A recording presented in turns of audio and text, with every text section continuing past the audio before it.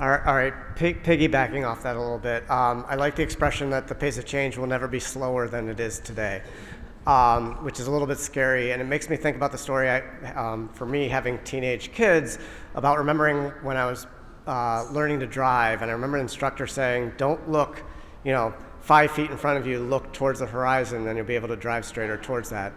With that context in mind, tell me about what you see in terms of your horizon or the stars that you're looking up towards in terms of what you see 5 years from now, 10 years from now, and the vision of how things will be fundamentally different, either in any way. I'll take it as an open question.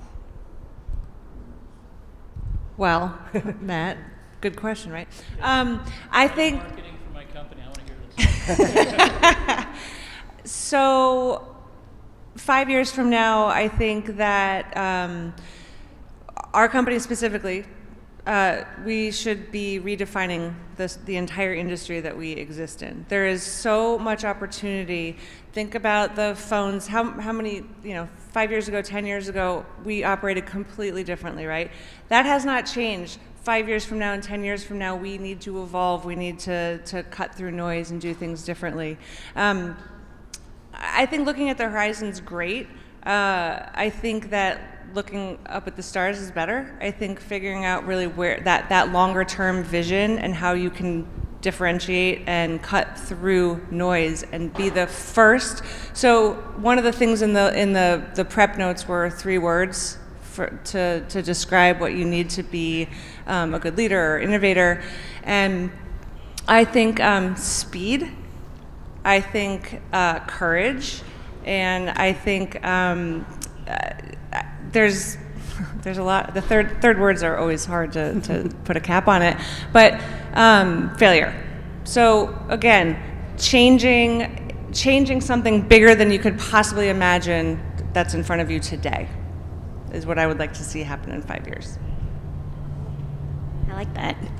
I think listen to your kids. I think that they hold the future.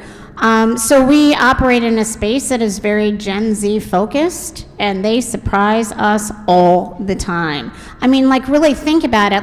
So they disintermediate everything, their sexuality, their food preferences, the way they live. They're making choices that we couldn't even envision when, even 10 years ago. And I think this is just the beginning. I really do. And I think even what we're seeing now, just with, a lot of fallen heroes that we have, or people that we used to look up to, and we find out they have an underbelly, and we can go on and on about who those people are, and I won't name them, but they're even disintermediating how we look at people. So I would say there's going to be more and more disintermediation, and it's going to be driven by our kids. I would say a couple of things. I think first and foremost, some of the things that keep me up at night would be disruption. As you become more successful and your companies grow, you're going to get attacked. And people are going to think about, how can they take a piece of your business? So you're constantly looking in the rearview mirror saying, am I going to be prepared for that? And you got to take some time out to actually think about how can people attack you?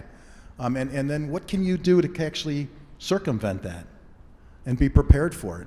And then I think, as our company goes, we're very focused on now up-integrating into our customers' machines and boxes, right? So we want to do more. And so instead of selling a connector, we want to sell a total solution.